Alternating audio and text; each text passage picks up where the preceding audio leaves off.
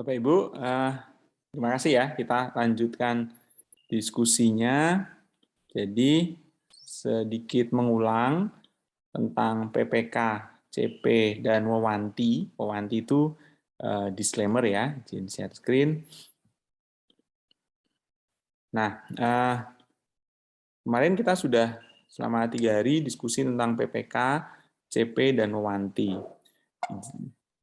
Izinkan saya untuk kembali menunjukkan gambar ini ya. Kata-kata Charles Darwin, bukan yang terkuat ataupun yang terpintar yang bisa bertahan hidup, tetapi yang paling responsif terhadap perubahan. Nah, sehingga memang paradigma ketika orang pertama membuat CP sebenarnya adalah bahwa kita ada di era yang berubah karena adanya kebijakan untuk JKN. Karena kita punya tarif inasi bijis, maka kita harus memberikan pelayanan yang bermutu, tetapi di sisi lain, pelayanan yang bermutu tadi tidak boleh melakukan hal-hal yang unnecessary, ya, hal-hal yang tidak diperlukan, atau hal-hal yang kalau dalam bahasanya Pak Nur, misalnya untuk lean itu wasting, hal-hal yang memberi tambahan biaya. Nah, ini nanti saya berikan kepada Bapak Ibu, jadi ini sudah diterbitkan oleh Kemenkes tahun 2014, dan ini memang sebagai salah satu hal-hal yang petunjuk hal-hal yang sifatnya lebih teknis daripada Permenkes 1438 tahun 2010 ya. Jadi ini pedoman penyusunan standar pelayanan kedokteran. Jadi di sini dia menuliskan bagaimana kita mau menyusun PNPK, bagaimana kita mau menyusun PPK, bagaimana kita mau menyusun clinical pathway. Jadi memang pedomannya ada di sini ya. Nah, kita ulang sedikit ya. Kalau kita bicara PPK itu standar ya yang digunakan melibatkan pasien, keluarga, ini akan sangat rentan ya kalau kita pakai kata standar ya. Karena apa? Ketika ternyata pelayanan itu tidak sesuai dengan apa yang tertulis, maka bisa disebut substandar ya.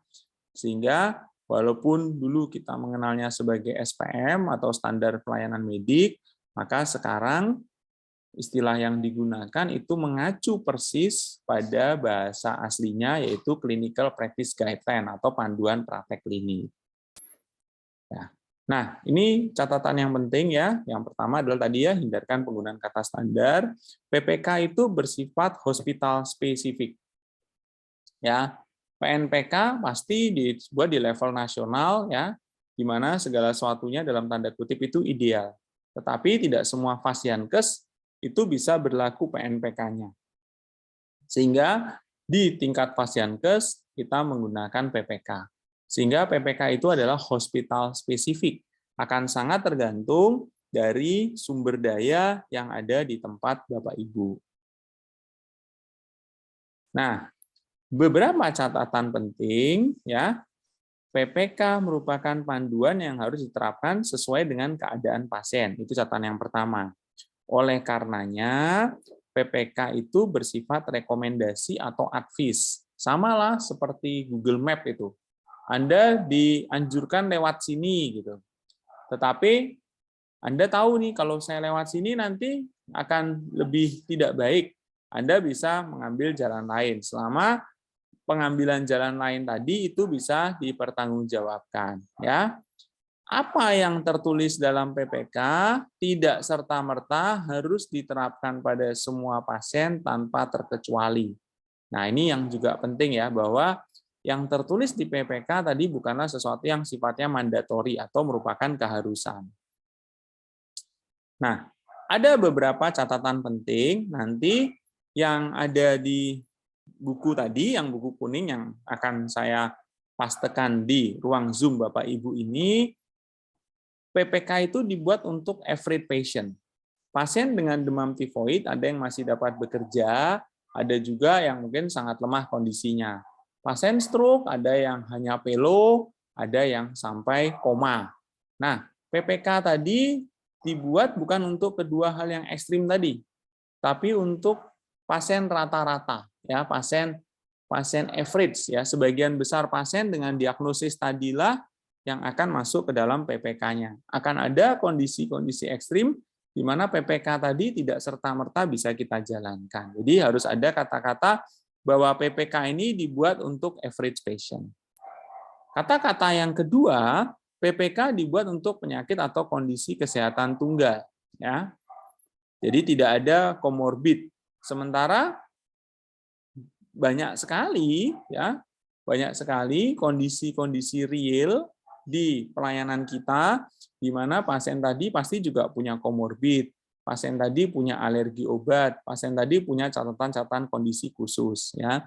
Sehingga akan ada beberapa aktivitas di dalam PPK yang mungkin tidak bisa dikerjakan pada pasien tersebut karena kondisi-kondisi yang menyertainya. Respon pasien terhadap prosedur diagnostik dan terapeutik sangat bervariasi. Artinya apa? Akan ada pasien yang misalnya mendapatkan antibiotik dosis ganda tidak ada masalah. Tapi ada pasien yang misalnya alergi dengan suatu antibiotik yang sama. Ya, ketika PPK-nya menuliskan zat kontras untuk suatu pemeriksaan imaging, akan ada pasien yang mungkin tidak bisa diberikan zat kontras tersebut karena gangguan fungsi ginjalnya. Jadi satu prosedur diagnostik atau satu prosedur terapeutik mungkin hasilnya berbeda antara dua pasien yang berbeda. PPK dianggap valid pada saat dicetak. Nah, ini juga penting, ya, iptek dokes itu berkembang dengan sangat cepat, ya.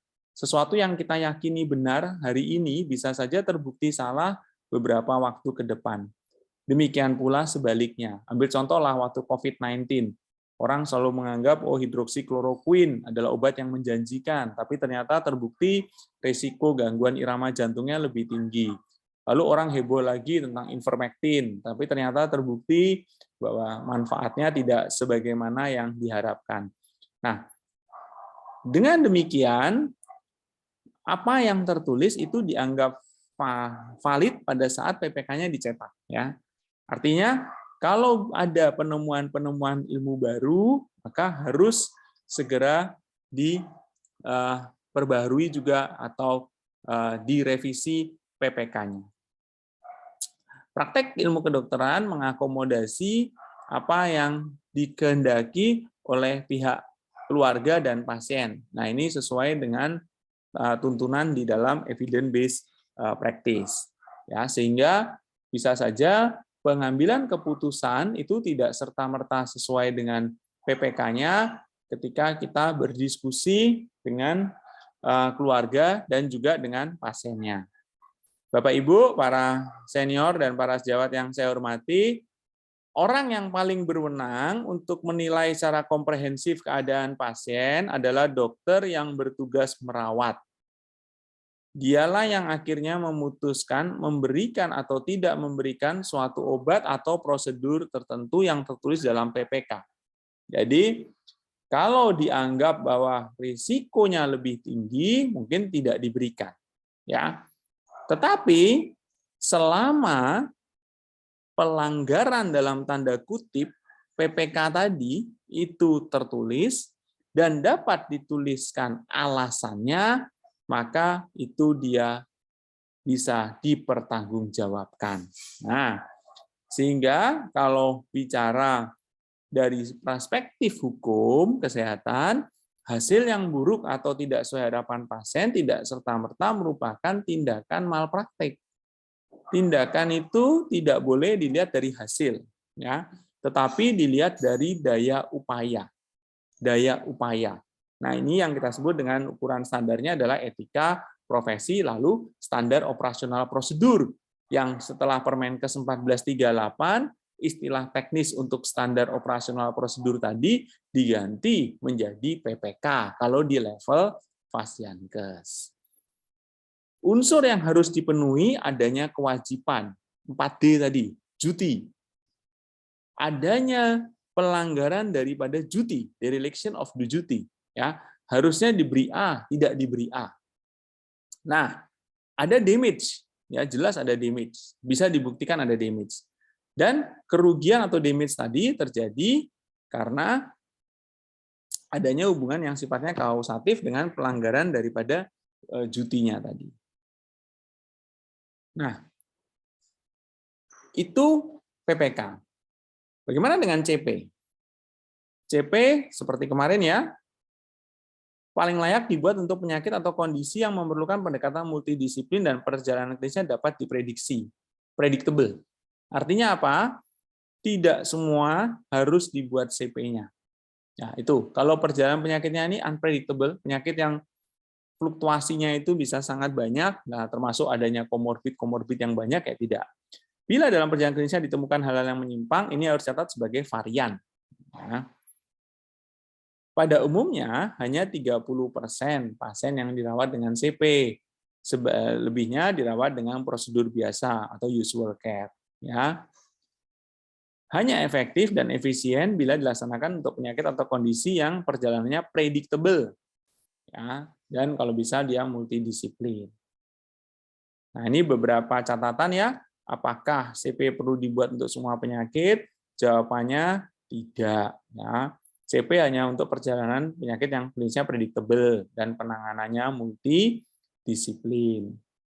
Apakah CP perlu merinci biaya perawatan? Jawabannya juga tidak. Ya. CP itu harus pasien oriented. Ya. Kalau setelah CP dibuat, Bapak Ibu lalu membuat simulasi untuk biaya atau cost of treatment, sah-sah saja. Nah, format CP, CP adalah dokumen tertulis, ada berbagai jenis format CP, ya, yang penting bentuknya tabel waktu. Sehingga kalau kemarin diminta yang paling ideal mana, ya itu dikembalikan kepada Bapak Ibu, bisa saja dapat amat rumit dan rinci, ya, tapi bisa saja hanya berupa sebuah daftar tilik. Nah, sangat tergantung dari tujuannya. Kalau tujuannya ini juga sebagai pengingat, reminder, maka bisa dibuat sama amat rumit dan rinci. Tetapi bisa saja dia sebagai daftar tilik, ya. Daftar tilik hanya checklist saja, ya itulah CP. Nah, jadi kriteria inklusi, eksklusi harus ada, ya. Itu nanti penting, termasuk aktivitas-aktivitas. Nah, kalau saya ditanya mana format yang paling baik, menurut hemat saya salah satu yang dikembangkan Perki yang juga diacu oleh Perdosi, hampir sama punya Perdosi, itu adalah yang menurut saya cukup baik. Pertama, kenapa? Karena pengisiannya ini ada dua, ya tidak. Artinya dengan demikian multitafsir itu bisa disingkirkan daripada dia bentuknya kosong dan dicontreng. Karena kalau dia tidak dicontreng, orang lalu berpikir ini lupa nyontreng, tidak dikerjakan atau something else gitu. Tapi kalau begini, ya dan tidak itu jelas. Ada kalau tidak ya dia contreng tidak. Kalau dia belum dicontreng itu berarti belum ada apa-apa ini, belum dikerjakan gitu ya. Karena kalau sudah dikerjakan atau memang tidak dikerjakan ya dia akan contreng ya atau tidak. Ya. Lalu kemudian di sini ini jelas dalam bentuk diarsir. Dengan demikian maka ini juga menjadi pengingat kita untuk aktivitas-aktivitas yang harus dilakukan. Ya.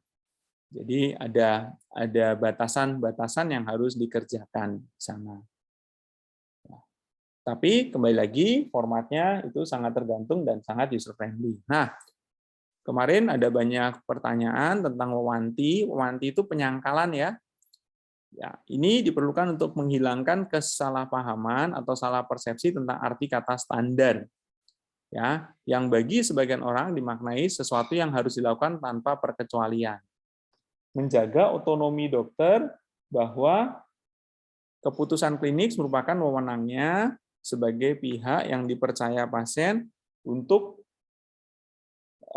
pengobatannya. Ya, jadi bisa saja dia mengambil langkah yang berbeda dari yang tertulis selama dianggap bahwa ini adalah yang terbaik bagi pasiennya. Nah, disclaimer ini ada tulisannya jelas sekali di buku petunjuk teknis yang diterbitkan Kemenkes tadi harus dicantumkan pada setiap dokumen PPK. Harus dicantumkan pada semua dokumen PPK, harus tercakup butir-butir yang telah dikemukakan di atas. Ya, ini aja ditulis nanti. PPK dibuat untuk every patient, penjelasannya seperti tadi. PPK dibuat untuk penyakit kondisi patologi tunggal. Reaksi individu terhadap prosedur diagnosis dan terapi bervariasi. PPK dianggap valid pada saat dicetak, dan praktek kedokteran modern harus mengakomodasi preferensi daripada pasien dan keluarga. Ini aja yang nanti kita tuliskan sebagai wawanti. Ya. Disclaimer harus dicantumkan di bagian depan setiap buku PPK. Jadi satu aja, gitu ya. PPK berisi panduan praktis, tidak berisi uraian lengkap tentang penyakit. PPK bukan merupakan hal terbaik untuk semua pasien, bukan merupakan standar of medical care, hindarkan kata-kata standar. Penyusun itu tidak menjamin akurasi informasi yang ada dalam PPK, dan juga penyusun tidak bertanggung jawab terhadap hasil dari penggunaan PPK-nya. Nah, ini bisa ditambahkan. Tapi sebenarnya yang 5 tadi di depan itu sudah sangat cukup sebagai pengaman. Mungkin itu Bapak Ibu, para senior, para sejawat, kita lanjutkan dengan diskusi. Terima kasih banyak.